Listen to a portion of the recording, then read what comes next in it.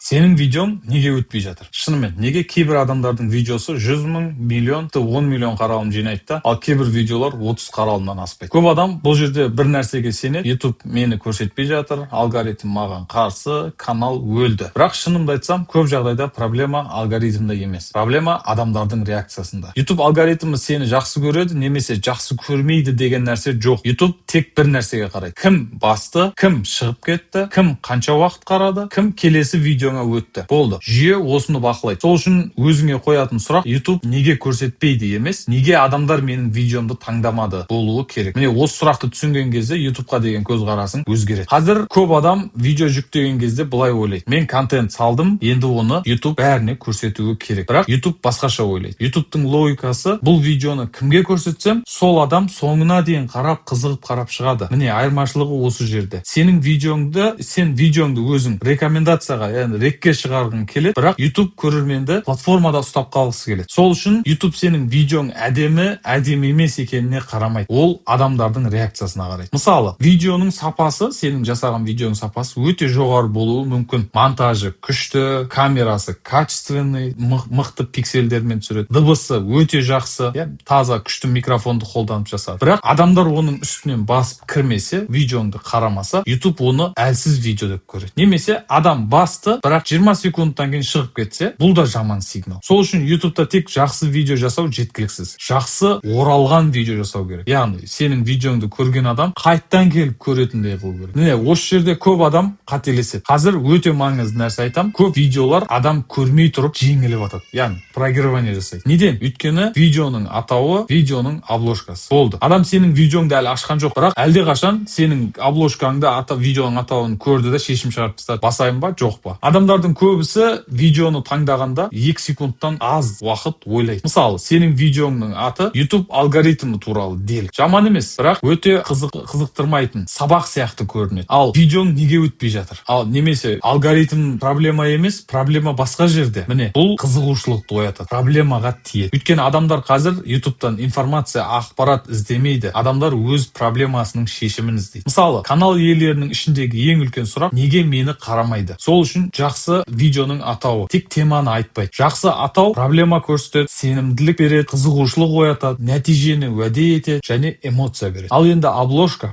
Көп адам обложканы дизайнерлер үшін жасайды. Дизайнерлер үшін. Көрермендер үшін емес. Шынымды айтсам, кейбір обложкалар өте әдемі, бірақ оған клик әкелмейді. Яғни үстінен басқызбайды. Неге? Өйткені адам не туралы екенін бірден түсінбейді. Обложка деген сурет емес. Обложка дегеніміз шешім қабылдау құралы. Адам 1 секундта түсіну керек. Бұл видео не туралы? Маған не береді? Мен не үшін басуым керек оны? Қазір тағы бір маңызды нәрсе retention. YouTube-тағы ең бағаланбайтын нәрселердің бірі. Көп адам CTR-ға қарайды, яғни click through rate-ке қарайды. Бірақ видеоны тірі ұстап тұратын нәрсе retention. Әсіресе алғашқы 30 секунд. Неге YouTube аналитикада дәл осы 30 секундты көрсетеді деп ойлайсың? Аналитиканы қарасаң, осы 30 секундтың аналитикасын көресің. Проценттері төмен, жоғары деген сияқты. Өйткені ол өте маңызды. Көрерменнің миы сол жерде шешім қабылдайды. Дұрыс видео ма, уақытымды құнды ете ма, жалғастырайын ба, шығып кетейін ба? Сол үшін кіріспеде ұзақ амандасу, созу, артық түсіндіру өте қауіпті. Қазір көрермен impatient, яғни шыдамсыз. Ол әлде қашан сенің тақырыбыңды көрді, видеоңның атауынан көрді, обложкадан көрді. Сенің не туралы айтып жатқаныңды ол біліп тұр. Енді сен кіріспеде ол теманы қайталамауың керексің. Адамды видео ішінде ұстап қалу үшін жұмыс істеуің керек. Мысалы, мен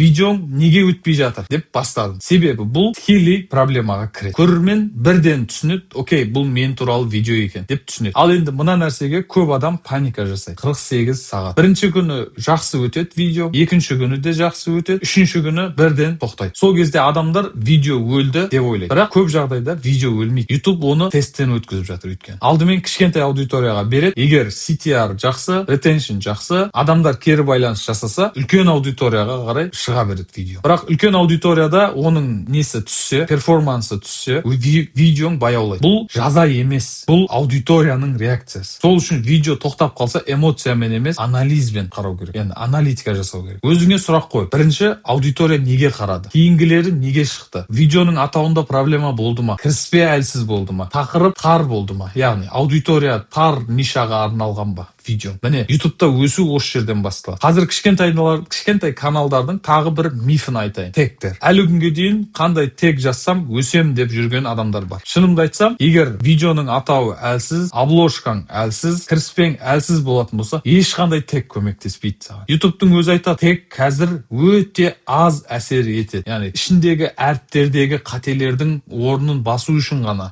сол үшін ғана қолданады тегті. Бірақ адамдар ең маңызды проблеманы емес, ең оңай проблеманы шешкісі келеді. Өйткені видеоның атауын қайта жазып шығу, видеоның тақырыбын қайта түсіріп шығу қиын. Обложканың психологиясын үйрену қиын. Ретеншн жасау қиын. Яғни видеода ұстап қалу ұзақ уақыт бойы көрерменді. Қиын бұл нәрсе. Ал тег жазу оңай. Сол үшін реттілік дұрыс болу керек. Меніңше ютубта өсуде реттілік мынадай болу керек. Бірінші, қозғайын деп жатқан тақырыбың. Екінші, видеоның атауы мен обложкасы. Үшінші, алғашқы 30 секунд. 5 секунд, 30 секунд бәрі маңызды. Одан кейін төртінші, ретеншн. Яғни кірген адам соңына дейін көру керек видео. Бесінші, көрген адамның кері байланысы, әсері. Қалғандары келесі орында.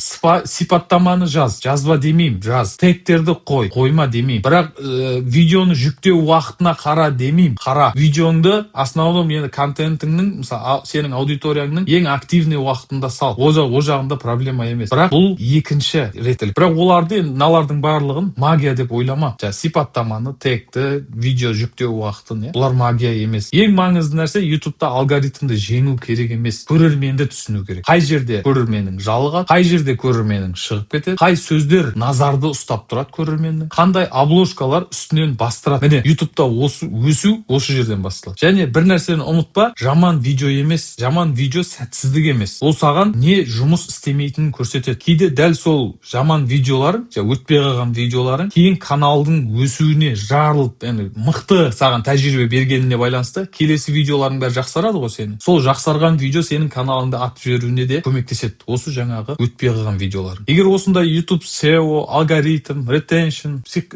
обложканың психологиясы туралы видеолар керек болса, каналға жазылып қой. Бұл жерде жай мотивация емес, практика. Ал комментарияға жаз, сенің ойыңша YouTube'та ең маңызды нәрсе не? Ол видеоның атауы ма, видеоның тақырыбы ма, обложка ма, ретеншн ба? Келесі видеода кездескенше, Мәке блог YouTube'та дамудың жолын көрсететін арна.